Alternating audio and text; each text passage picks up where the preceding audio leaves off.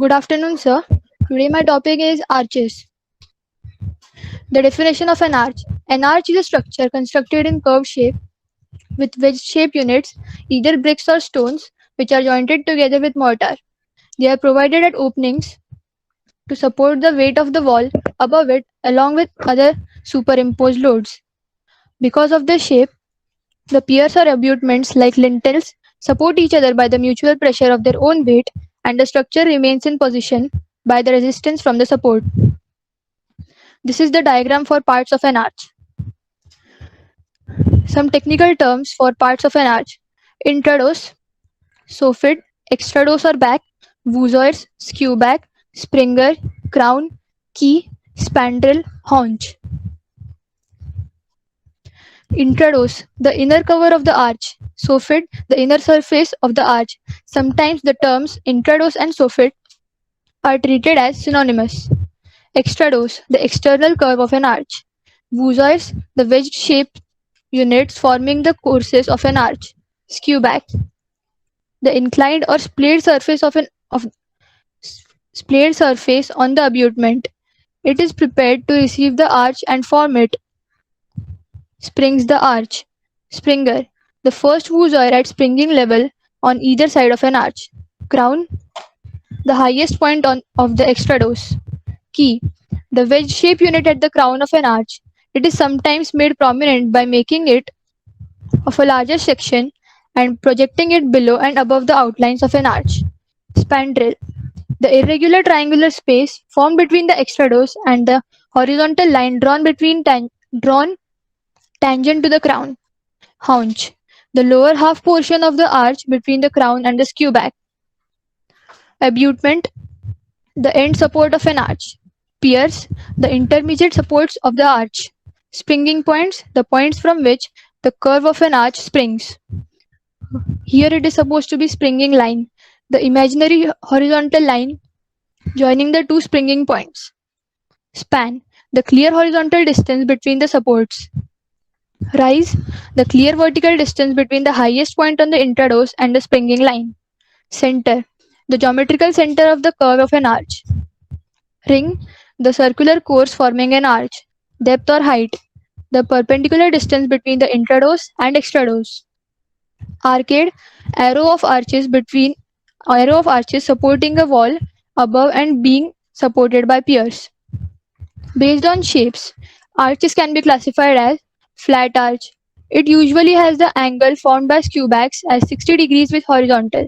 It forms equilateral triangle with intrados as the base. The intrados is almost flat but is given a slight rise about 10 to 15 mm per meter width of opening to allow for small settlements. Extrados is kept horizontal and flat. They are only used for light loads and for spans up to 1.5 meter. Segmental arch. These are commonly used for buildings. The center of arch lies below the springing line and thrust transferred to the abutment is in an inclined direction. Semicircular arch. It is modification of segmental arch where center lies on springing line. Shape of this arch is like a semicircle. Thrust transferred to the abutment is perfectly in vertical direction as cubac is horizontal. Horseshoe arch. The arch has the shape of a horseshoe incorporating more than a semicircle. It is provided mainly from architectural considerations. Pointed arch. This is also known as Gothic arch. It consists two arches of circles meeting at the apex. The triangle formed may be equilateral or isosceles. In the latter case, it is known as lancet arch. Venetian arch. The Venetian arch is a three-centered arch and is also known as Queen Anne arch. It is a classic design but is structurally weak. Structural window posts or brick piers at the junction between the horizontal and semicircular sections normally support the decorative arch type. Florentine arch. Intrados of arch is in the shape of semicircle and rest of the arch is similar to the Venetian arch. It has three centers, all located on the springing line. Relieving arch. This arch is constructed either on a flat arch or on a wooden lintel to provide greater strength. The ends of the relieving arch should be carried sufficiently into the abutments. The relieving arch makes it possible to replace the decayed lintel later without disturbing the stability of the structure.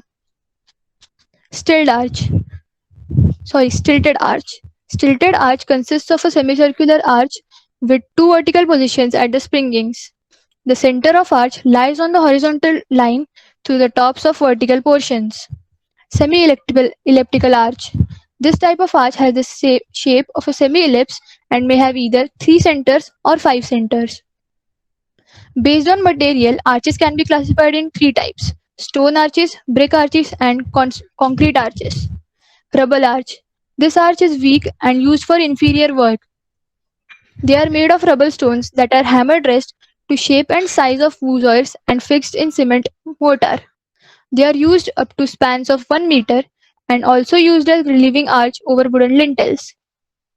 These arches are constructed in one ring with a depth of 37.5 centimeter. In this arch, stones are cut to proper shape of voussoirs and are fully dressed, set in lime or cement mortar with proper bed joints. Up to 60 centimeter depth, the voussoirs are made of full thickness of the arch. Ashlar stone can also be used to make flat arches, in which joints are either jogged or rebated. Brick arches. Rough brick arch. This type of arch is constructed with ordinary bricks, without cutting these to the shape of voussoirs. In order to provide the arch curve, the joints are made wedge-shaped, with greater thickness at the extrados and smaller thickness in intrados. Due to this, the appearance of the arch is spoiled. Therefore, this type of arch is not used for exposed brickwork. Axed brick-shaped arch. In this arch, the bricks are cut wedge-shaped with the help of brick axe. Due to this, the joints are of uniform thickness along the radial line. However, the appearance of the arch is not very pleasant because the bricks cut to wedge shapes are not finely dressed. Gauge brick arch. This type of arch is constructed of bricks, which are prepared to exact size and shape of voussoir by cutting it by means of wire saw. The surfaces of the arch are fine dressed with the help of a file. For this, only soft brick called rubber bricks are used. The joints formed in gauge bricks are fine, thin, and the dimension is 1 to 1.5 mm and truly radial. Lime putty is used for jointing. Purpose-made bricks arch. In this type of arch, the bricks are manufactured matching with the exact shape and size of voussoirs to get a very fine workmanship. Lime putty is used for jointing. Concrete arches. Precast concrete block arches. The kind of arch is made from precast concrete blocks, each block being cast in the mold to the exact shape and size of voussoirs. Special molds are prepared for voussoirs, key block and skew backs. Because of exact shape and size of blocks, good appearance of the arch is achieved. Also joints made of cement mortar are quite thin. However, casting of blocks is costly and such work is economical only when the number of arches is quite large. Monolithic concrete arch. Monolithic concrete arch is constructed from cast in situ concrete, either plain or reinforced, depending upon the span and magnitude of loading. This arch is quite suitable for larger span. The arch thickness is 15 cm for arches up to 3 meter span.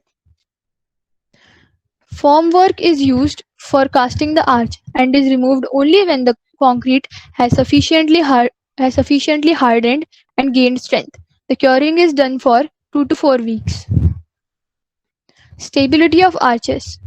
An arch transmits the superimposed load to the abutment or pier through friction between the surfaces of voussoir and the cohesion of mortar. Every element of arch must remain in compression. Crushing of the masonry.